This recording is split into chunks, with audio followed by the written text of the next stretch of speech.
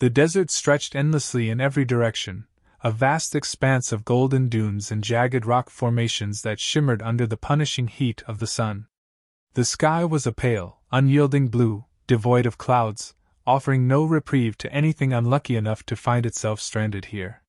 Somewhere amidst this barren wasteland, a plume of smoke curled lazily into the sky, the only sign of something out of place in this otherwise desolate land.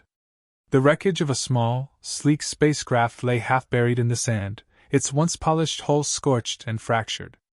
Sparks leapt from exposed wires, and the faint hiss of escaping gas could be heard over the eerie silence of the desert. Just beyond the debris, a figure staggered through the dunes, leaving a trail of uneven footprints in the sand. Zarya, the alien woman, clutched her side where a jagged piece of metal had torn through her suit. Her silvery skin glistened with sweat, and her bright, iridescent eyes darted around as though expecting danger to materialize at any moment. Her breathing was labored, each step a monumental effort. Back home, she was a warrior, trained to endure and adapt, but the unrelenting heat and gravity of this planet were taking their toll. She hadn't anticipated her escape pod crashing into such a hostile environment. She stumbled and fell to her knees, the coarse sand burning her palms. Her mind screamed at her to get up, to keep moving, but her body refused to obey. She collapsed onto the ground, her vision blurring as the sun blazed overhead. Just before darkness claimed her, she thought she saw a figure approaching, a shadow against the unrelenting light. James Carter had lived alone in this part of the desert for years, drawn to its isolation and stark beauty. A former military negotiator turned survivalist, he found peace in the simplicity of the wilderness, far from the complexities and compromises of the modern world. His cabin, built at the base of a rocky outcrop, was a testament to human ingenuity, a blend of salvaged materials and natural resources, powered by solar panels and cooled by an ingenious system of underground air ducts. When he first spotted the distant column of smoke through his binoculars, his curiosity was piqued. Crashes weren't uncommon. The desert had a way of swallowing the careless. But as he neared the wreckage on his all-terrain vehicle, he realized this was no ordinary crash site. The craft was like nothing he'd ever seen, its design otherworldly and impossibly sleek. James had always considered himself practical, grounded in logic, but even he couldn't deny what he was looking at. This was alien. Stepping cautiously through the debris, James scanned the area for any signs of life. That's when he saw her. At first glance, she appeared human, but as he drew closer, her differences became evident. Her skin had a faint metallic sheen, and her hair, long and flowing, seemed to shimmer like liquid silver. Her face, though undeniably beautiful, was marked by features that were slightly too sharp, too symmetrical to belong to anyone from Earth. James crouched beside her, his instincts kicking in. She was injured, and dehydration was clearly setting in. Her breathing was shallow, her lips cracked. He debated whether to intervene. Whatever she wasn't human, and for all he knew, she could be dangerous. But the soldier in him, the part that had seen too many lives lost, refused to leave her there to die. "All right, let's get you out of here," he muttered, lifting her carefully into his arms. Despite her alien physiology, she was surprisingly light, as if gravity held less sway over her. He carried her back to his vehicle, shielding her as best as he could from the unrelenting sun. Zarya woke to the cool sensation of water against her lips. Her eyes fluttered open, and she found herself in a dimly lit room with walls made of stone and metal. A man knelt beside her, holding a canteen to her mouth. He was rugged, with sun-weathered skin and a face that seemed to carry the weight of countless battles. His eyes, however, were steady and calm, radiating an unexpected kindness. "You're awake," he said, his voice low and measured. "That's a good sign." Zarya flinched and tried to sit up, but pain shot through her side, forcing her back down. Her first instinct was to attack, to defend herself, but she quickly realized she was in no condition to fight. Instead, she glared at him, her gaze sharp and untrusting. "Who are you? Where am I?" she demanded, her voice hoarse. James raised an eyebrow, surprised by how fluent her English was. Name's James. You're in my cabin, about 50 miles from the nearest scrap of civilization. Found you out in the desert, half dead. Figured you'd rather not be left out there. Zaria's eyes darted around the room, taking in her surroundings. Her suit had been patched up crudely but effectively, and her wounds were dressed with care. Still, she couldn't shake the suspicion that this human might have ulterior motives. I didn't ask for your help, she said coldly, attempting to mask her vulnerability. No, you didn't, James replied, leaning back on his heels. But you needed it. Besides, I wasn't about to leave you out there to fry. The two stared at each other in silence, the tension thick between them. Zaria could sense no hostility in him, but her training had taught her to trust no one. She shifted slightly, wincing at the pain. Your wounds will take time to heal, James said, breaking the silence. I've done what I can, but if you push yourself too hard, you'll tear those stitches right open. Zaria's pride flared.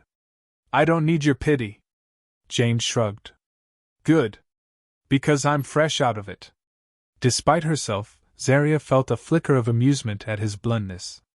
It was rare for anyone to speak to her so plainly, without fear or deference. She studied him carefully, noting the calluses on his hands, the way he moved with quiet confidence. He was unlike anyone she had ever encountered. As the hours passed, James busied himself with preparing food and tending to the small garden outside his cabin. Zaria watched him from the corner of her eye, her suspicions gradually giving way to curiosity. He moved with purpose, his actions deliberate and efficient. There was an ease to his demeanor that she found both puzzling and intriguing. Why are you helping me? She asked finally, breaking the silence. James glanced at her over his shoulder. Why not? Zaria frowned. You don't even know who I am. For all you know, I could be your enemy. Maybe, James admitted, setting a plate of food in front of her. But you're not my enemy right now. You're just someone who needed help. The simplicity of his answer caught her off guard. On her homeworld, such altruism was rare, often seen as a sign of weakness. Yet here was this human, offering her aid without expecting anything in return. It was unsettling. As Zaria ate, her strength began to return, and with it, her resolve. She couldn't stay here forever. The bounty hunters wouldn't stop until they found her. But for now, she had no choice but to rely on this strange, compassionate human. Thank you, she said quietly, the words foreign on her tongue. James nodded, a small smile tugging at the corners of his mouth. Don't mention it. Little did they know, their fateful meeting was only the beginning of a journey that would test their limits, challenge their beliefs, and forever change the course of their lives. The desert evening crept in slowly, its heat giving way to a dry chill that blanketed the sands. Zaria stood outside James's cabin, the horizon painted in fiery hues of orange and red, her silvery hair glinting in the fading sunlight. She leaned on a crude wooden crutch James had fashioned for her, the pain in her side dull but persistent. She gazed into the vast emptiness of the desert, her thoughts heavy with dread. They'll come for me, she said quietly, more to herself than to James, who was busy fixing the antenna atop his cabin. They who? James asked, his voice calm yet alert. The bounty hunters, Zaria replied, her tone sharp. I told you, they won't stop until they find me. James climbed down from the roof, brushing dust from his hands. He leaned against the cabin wall, arms crossed, his face unreadable. You keep saying that, but you haven't told me why they're after you. Zaria hesitated. She had spent her life trusting no one, a survival instinct honed by years of betrayal and danger. But James's unwavering kindness was beginning to chip away at her defenses. Still, the truth felt too dangerous to share. I defied my people, she said finally, her voice tinged with bitterness. My race values strength above all else. Peace is seen as weakness. I tried to negotiate an alliance with a rival faction to end a centuries-long war. My efforts were seen as treason. James regarded her thoughtfully, his sharp blue eyes scanning her face. Sounds like you tried to do the right thing. Zaria scoffed. The right thing means nothing if it makes you a target. Well, James said, adjusting the strap on his holstered pistol. Sounds like they'll regret making you one. Zaria raised an eyebrow. You think you can stop them? James gave her a small, confident smile. Let's just say I've handled worse. The first attack came just before midnight. The desert was quiet, the stars scattered across the sky like fragments of shattered glass. James had insisted they sleep in shifts, but Zaria's restlessness kept her awake. She sat near the window, her sharp eyes scanning the darkness for any signs of movement. Then she saw it, a faint glimmer, like light reflecting off metal, moving across the dunes. Her heart clenched. James, she whispered urgently, shaking him awake. He was on his feet instantly, his years of training kicking in. He followed her gaze and saw the same glint, accompanied now by faint vibrations in the ground.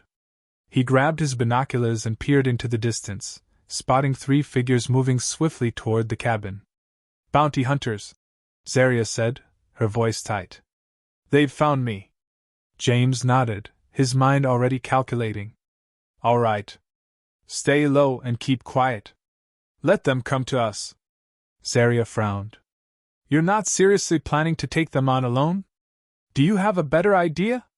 James shot back, already pulling a rifle from a hidden compartment in the floorboards. Zaria hesitated.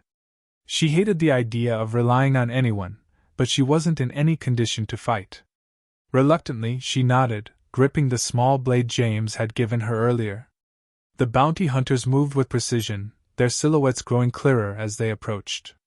They were tall, hulking figures clad in armored exosuits that gleamed under the starlight. Their weapons were advanced, far beyond anything James had encountered in his time on Earth. But he wasn't intimidated. He had faced insurgents with better equipment and worse intentions. As the hunters neared the cabin, James crouched in the shadows, his rifle aimed at the lead figure. He waited until they were within range, then fired a single, precise shot. The bullet struck the leader square in the helmet, sending him sprawling to the ground. The other 2 hunters reacted instantly, diving for cover and firing back with bursts of bright, crackling energy. James ducked behind a rock, the air around him sizzling as the energy bolts struck nearby. He glanced at Zaria, who was crouched inside the cabin, her eyes wide with a mix of fear and determination. Stay down! He barked, returning fire. The battle escalated quickly. James moved with practiced efficiency, using the terrain to his advantage. He darted from cover to cover, his movements fluid and deliberate. Each shot he fired found its mark, his aim unerring despite the chaos around him. The bounty hunters, however, were relentless. One of them, a towering figure with 4 arms, charged at James with a massive, glowing blade. James narrowly dodged the strike, rolling to the side and drawing his pistol. He fired 3 quick shots, each one striking a joint in the alien's armor. The hunter staggered, dropping its weapon, and James finished it off with a well-placed shot to the head. The final hunter was more cautious, retreating to a ridge and firing from a distance. James crouched behind a boulder, weighing his options. Then, to his surprise, Zaria emerged from the cabin, her blade in hand. What are you doing? James hissed. Helping, she replied, her tone leaving no room for argument. Zaria moved with a speed and grace that belied her injuries. She circled around the hunter's position, using the shadows to stay hidden. When she was close enough, she leapt onto the ridge and plunged her blade into the hunter's back. The alien let out a guttural roar, spinning to face her, but she was already a step ahead, striking again and again with surgical precision. The hunter fell, its body slumping to the ground with a heavy thud. Zaria stood over it, breathing heavily, her blade dripping with alien blood. She turned to James, a faint smirk on her lips. Not bad for someone who's supposed to be resting, James said, his tone equal parts impressed and exasperated. Zaria shrugged, wiping her blade on the sand. You're not the only one who can fight, human. As they surveyed the aftermath, James couldn't help but feel a twinge of unease. The bounty hunters had been formidable, but their presence raised troubling questions. How had they found Zaria so quickly? And more importantly, were there more of them on the way? His suspicions were confirmed when he found a tracking device embedded in the armor of one of the hunters. It was still active, pulsing faintly with a blue light. "They'll know we're here," Zaria said grimly, her earlier confidence replaced by worry. James nodded, his jaw tightening. "Then we need to move. Pack whatever you can carry, we leave at first light." Zaria hesitated. "You don't have to do this. They're after me, not you." James looked at her, his expression serious. "I'm not leaving you to face them alone." For the first time in a long while, Zaria felt a flicker of hope. She had spent years fighting battles on her own, always watching her back, never trusting anyone. But this human, this strange, stubborn man, was different. His courage and compassion were unlike anything she had encountered before.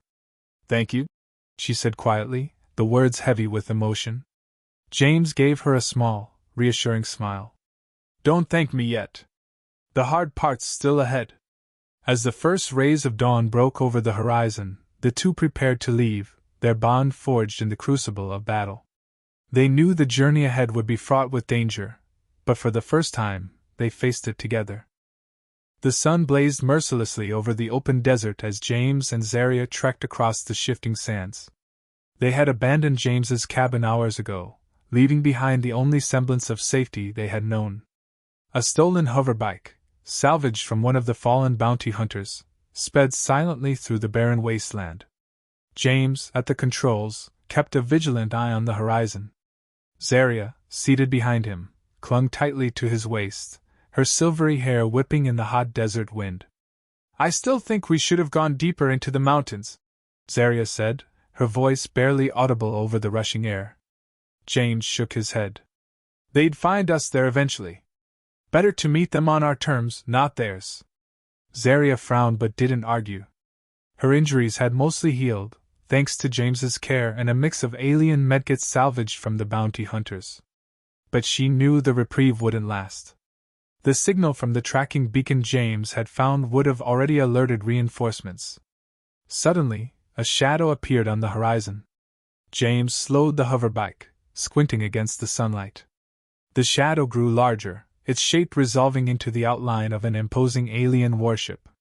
It hovered low, kicking up clouds of sand as it approached, its sleek, predatory design a stark contrast to the natural beauty of the desert. "Looks like they brought the cavalry," James muttered, pulling the bike to a stop and dismounting. He patted the pistol holstered at his side, his face calm but his eyes alert. Zaria stood beside him, her body tense. "We can't fight a warship." "We're not going to," James replied, a small, confident smile playing on his lips. "We're going to talk." Zaria stared at him in disbelief. "You think you can negotiate with them? These aren't humans, James. They don't care about reason or compromise." James shrugged. "I've negotiated with people who didn't care about reason either. You'd be surprised how persuasive I can be." The warship landed with a deafening thud, its massive thrusters carving deep craters into the sand. A ramp extended from the ship's belly, and a group of heavily armed alien soldiers marched out in perfect formation. At their head was a tall, imposing figure clad in ornate armor that shimmered in the sunlight.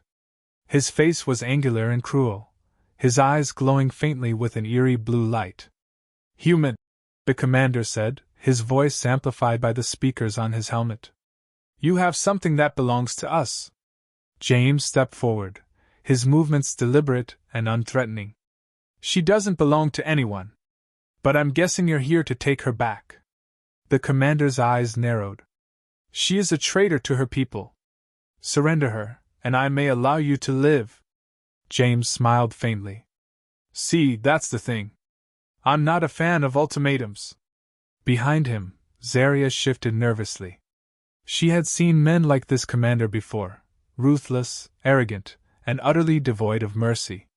She couldn't understand why James wasn't afraid. The commander raised a hand, and his soldiers leveled their weapons. "You are in no position to bargain, human." James didn't flinch. Instead, he took a slow step forward, his tone calm but firm. "Here's the thing you don't understand about humans. We're stubborn. We don't back down just because someone points a gun at us. The commander's lips curled into a sneer. A noble sentiment, but misplaced. You are hopelessly outmatched. Maybe, James said, his voice steady. But you should ask yourself this: why haven't we tried to run? Why are we standing here talking to you? The commander hesitated, his eyes narrowing. You're stalling. Or maybe I'm giving you a chance to avoid a mistake, James replied. You see, I know things about Zarya that you don't. She's not just a fugitive. She's a symbol. A living reminder that your regime isn't invincible. That there are people, your own people, who would rather see peace than endless war. The soldiers behind the commander shifted uneasily, their resolve wavering. James's words hung in the air, their weight undeniable. You talk too much, human, the commander growled, though his tone betrayed a hint of uncertainty. James smiled. It's a habit. While James kept the commander distracted, Zarya crouched low, her sharp eyes scanning the area for weaknesses. She had initially dismissed James's plan as suicidal, but now she saw the genius in it. His words weren't just a distraction, they were sowing doubt, chipping away at the enemy's confidence. But Zarya knew words wouldn't be enough. The warship's weapons would reduce them to ash the moment the commander decided he'd had enough. They needed a way out. Then she saw it, a cluster of fuel cells near the ship's undercarriage, partially exposed. If they could destroy those, it would disable the ship long enough for them to escape. She moved quietly, slipping away from the standoff and circling around the ship. James's voice carried over the sound of the wind, keeping the soldiers' attention focused on him. James knew he was running out of time. The commander's patience was wearing thin, and the soldiers' weapons were still trained on him. But he also knew Zarya was counting on him to buy her every second she needed. You think you're the only ones who've been at war? James said, his tone growing sharper. You think Earth hasn't faced threats like you before? Let me tell you something, humans survive. It's what we do. You might win today, but it'll cost you more than you're willing to pay. The commander's eyes flicked toward the warship, as if suddenly aware of its vulnerability. Enough, he barked, raising his hand. Kill him. Before the soldiers could fire, an explosion rocked the ship, sending a plume of smoke and fire into the sky. Zarya emerged from the shadows, her blade glinting in her hand, her expression fierce and unyielding. Get down! She shouted. James dove to the ground as Zarya hurled a small, spherical device toward the soldiers. It detonated with a blinding flash of light, disorienting them. In the chaos, James sprang into action, taking down 2 soldiers with precise shots from his pistol. The commander roared in anger, drawing a massive, glowing sword and charging at James. But before he could strike, Zarya intercepted him, her blade clashing against his with a shower of sparks. Their duel was ferocious, the sound of metal against metal ringing out across the desert.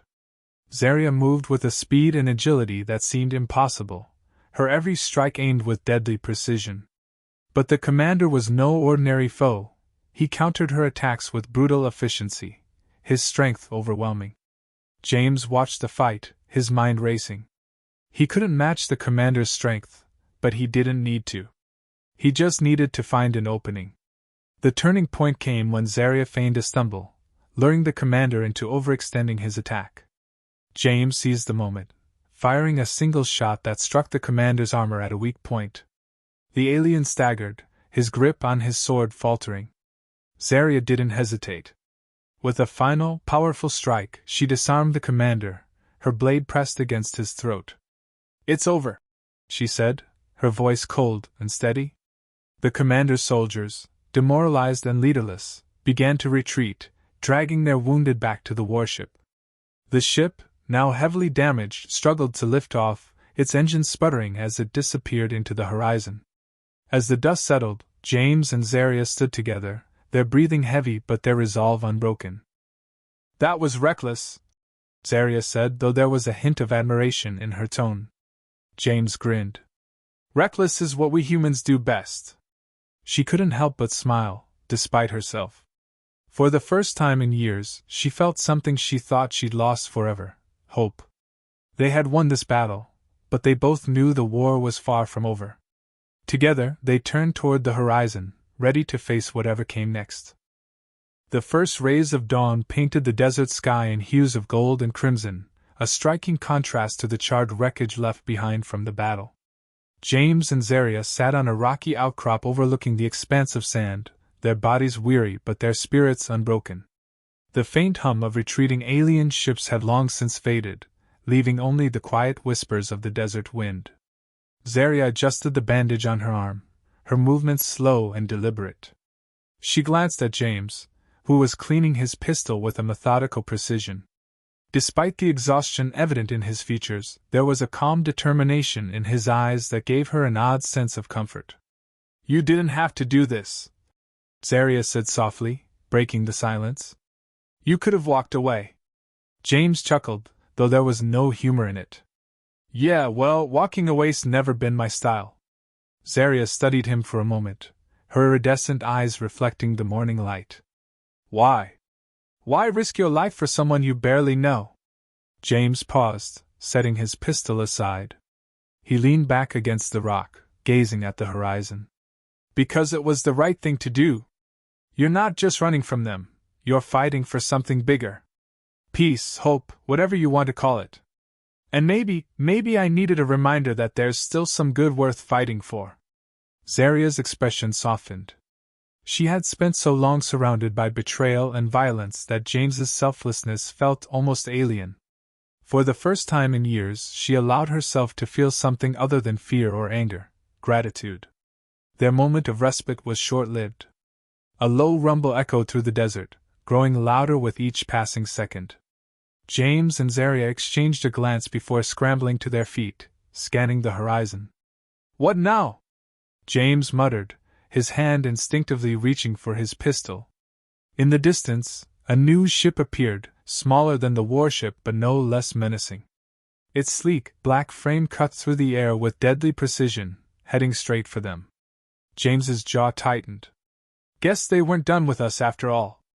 Zaria's grip on her blade tightened, but she hesitated. "We can't keep fighting them like this.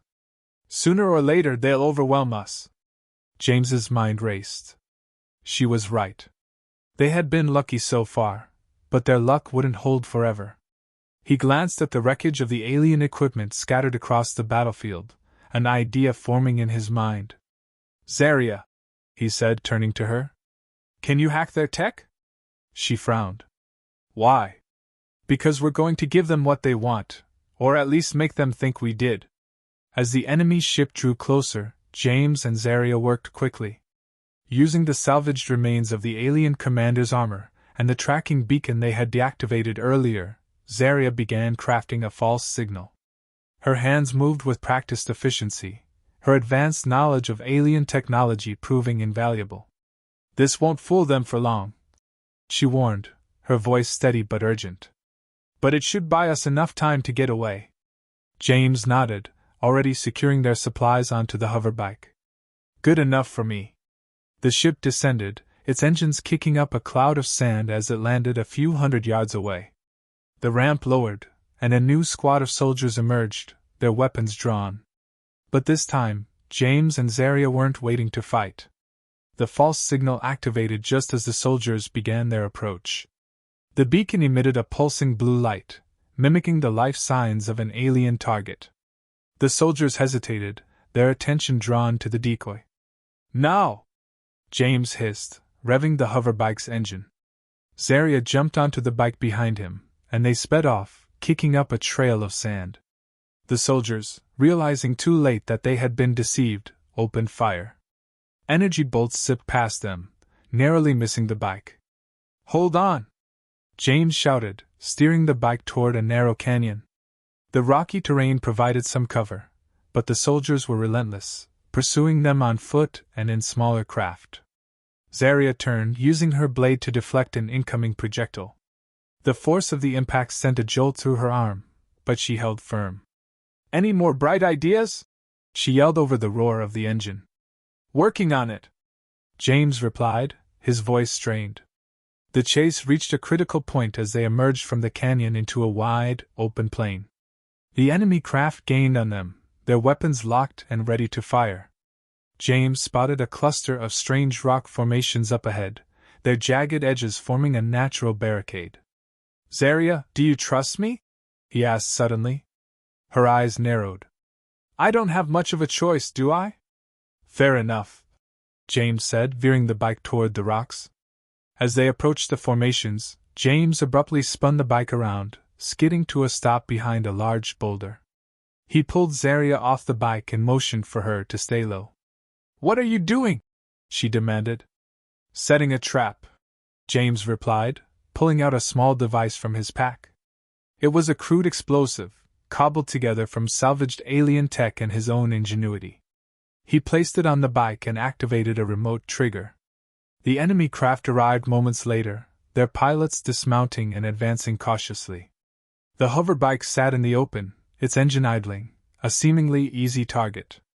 James waited until the soldiers were within range before pressing the trigger. The explosion was deafening, a fiery burst of light and heat that sent the soldiers flying. The remaining craft, caught in the blast radius, were rendered inoperable. "Reckless and effective," Zarya muttered, shaking her head in disbelief. James grinned. "Told you, it's what we do best." With the immediate threat neutralized, James and Zarya continued their journey on foot, heading toward a distant mountain range. The air grew cooler as the sun dipped below the horizon, painting the sky in shades of pink and purple. As they walked, Zarya's thoughts drifted to the strange, stubborn human beside her. Against all odds, he had saved her, not just from the bounty hunters, but from the crushing despair that had plagued her for so long. She glanced at him, her expression softening. "James," she said quietly, "I don't know what happens next. But thank you for everything." He looked at her, his face serious but kind. "You don't have to thank me. We're not done yet." She smiled faintly. "Still, I want you to know, I won't forget this. Or you." For the first time, James allowed himself to relax, a genuine smile spreading across his face. "Good. Because I'm not about to forget you either." The story ended not with a dramatic battle or a grand victory, but with a quiet moment of understanding between two unlikely allies. Together, they had defied the odds, challenging not just their enemies but their own fears and doubts. In the days to come, James and Zarya would face new challenges, but they would do so together, their bond unshakable. For in the vast, unyielding desert, they had found something neither of them had expected: hope. And that, more than anything, was worth fighting for.